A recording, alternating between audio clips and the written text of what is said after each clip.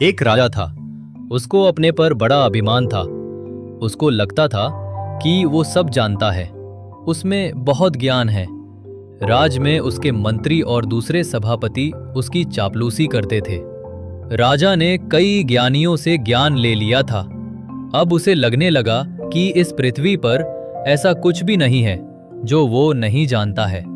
इस अभिमान से भरे उस राजा ने एक दिन अपने राज्य में ये घोषणा करवाई कि जो भी राजा के सामने 3 ऐसी बात लेकर आएगा जो राजा नहीं जानते हैं, तो राजा उसे अपना आधा राज्य दे देंगे।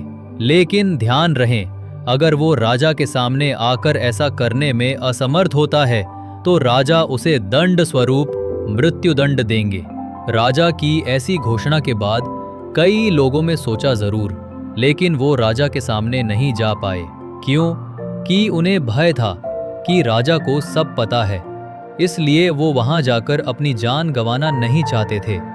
कई दिनों बाद एक बुद्धिमान और चतुर युवक को राजा के इस संदेश का पता चला। युवक का नाम सरस था।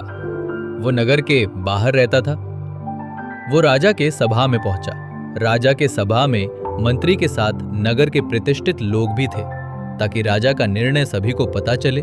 साथ ही राजा कुछ गलत नहीं करता, ऐसा नगरवासियों को ज्ञात हो। सब सोच रहे थे कि यह मूर्ख राजा के सभा मरने को आ गया। राजा भी उसे देखकर खुश हुआ। राजा ने उससे पूछा, अच्छा क्या नाम है तुम्हारा? युवक बोला, सरस। राजा बोला कि अच्छा, तो तुम ऐसा कुछ जानते हो जो मैं नहीं जानता? युवक बोला, हाँ महाराज, मैं ऐसा बहुत जानता हूं जो आप नहीं जानते। राजा को यह बात सुनकर थोड़ी सी ठेस लगी। राजा बोला, पता है, अगर नहीं बता पाए तो दंड क्या है? सरस बोला, हाँ मुझे पता है। राजा बोला, तो बताओ फिर मैं क्या नहीं जानता? सरस बोला कि मैं आपको 3 बातें तो बता दूंगा, लेकिन बताने के पहले मेरी एक शर्त है। अगर आप वो मानेंगे तो ही मैं शुरुआत करूंगा। राजा ने पूछा, कैसी शर्त? बताओ। युवक बोला, मैं 3 दिन में वो 3 बातें बताऊंगा, एक दिन में एक। राजा ने सभा में बैठे मंत्रीगण की तरफ देखा, फिर उस युवक के शर्त को मान लिया। युवक ने पहली बात बताई। युवक बोला, हे राजन, आपके ज्ञान की ख्याति पूरे राज्य में, लेकिन आप शायद यह नहीं जानते कि आपके राज्य में कितने नगरवासी हैं, जनगणना कितनी है। राजा के चेहरे पर थोड़ी शिकन आई, लेकिन फिर उसने अपने मन से कोई भी एक संख्या बता दी और बोला कि तुम्हें क्या लगता है, मैं नहीं जानता था कि मेरे राज्य में लोगों की संख्या कितनी है? कुल 5,23,937 लोग हैं। दरबारी राजा के वाह वाह करने लगे। सभी खड़े हो गए।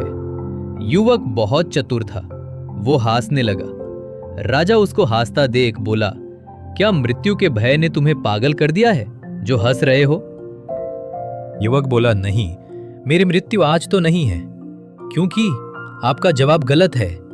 अभी यहां आने के पहले पास के गांव के बुजुर्ग मनोहर काका का स्वर्गवास हो गया था, और पास के गांव में ही आज 3 नवजात शिशु का भी जन्म हुआ है। क्या नवजात आपके राज्य में नहीं आते महाराज? सभा में थोड़ा शोर हुआ। एक मंत्री बोला, तुम चतुराई कर रहे हो, जीवित और मृत का आंकड़ा तो प्रतिदिन बदलता रहता है। युवक ने मंत्री से कहा कि क्या मैं गलत हूं? आप बस इस बात का उत्तर दीजिए राजा। कि सभा में विचार विमर्श हुआ।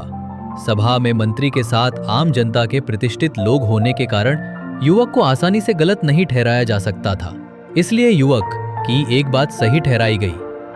युवक चला गया और कहा कि मैं अगले दिन फिर आऊंगा।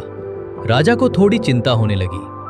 उसने कहा कि इस युवक पर नजर रखी जाए, साथ ही ऐसे आंकड़े संबंधित जानकारी रात में संशोधन करके मुझे बताई जाए। अगले दिन फिर युवक सभा में आया।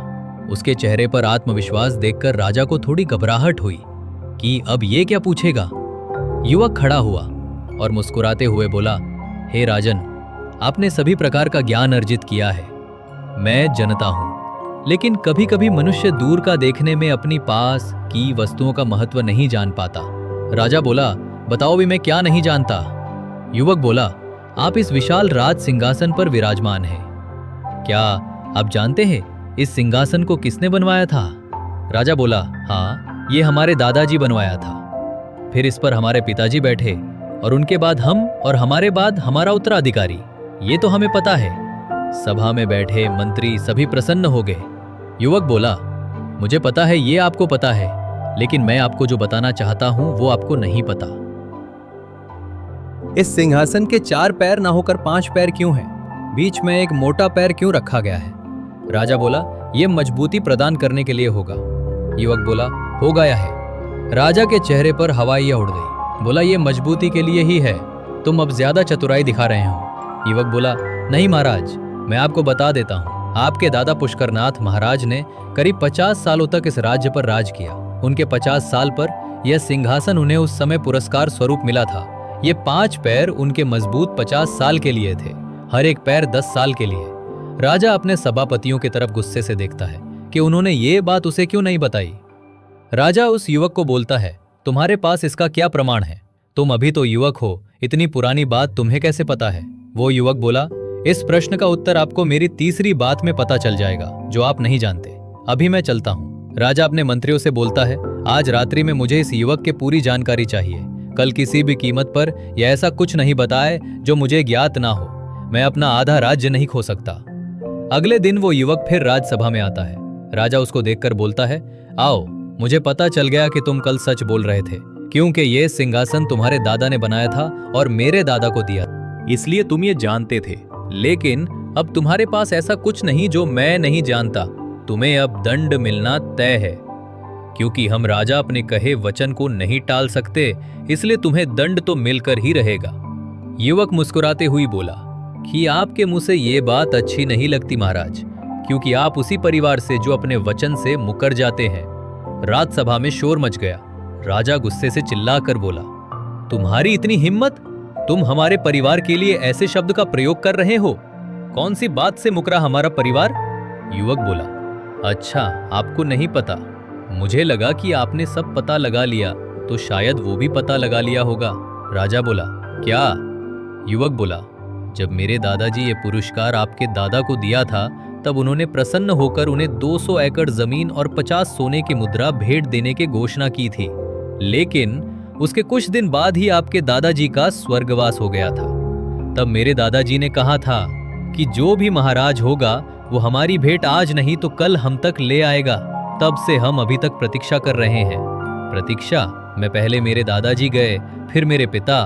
आपने ये घोषणा करवाई तो मुझे लगा कि ये सही अवसर है आपको ये भी बताने का। ऐसे तो आपको सब ज्ञात है।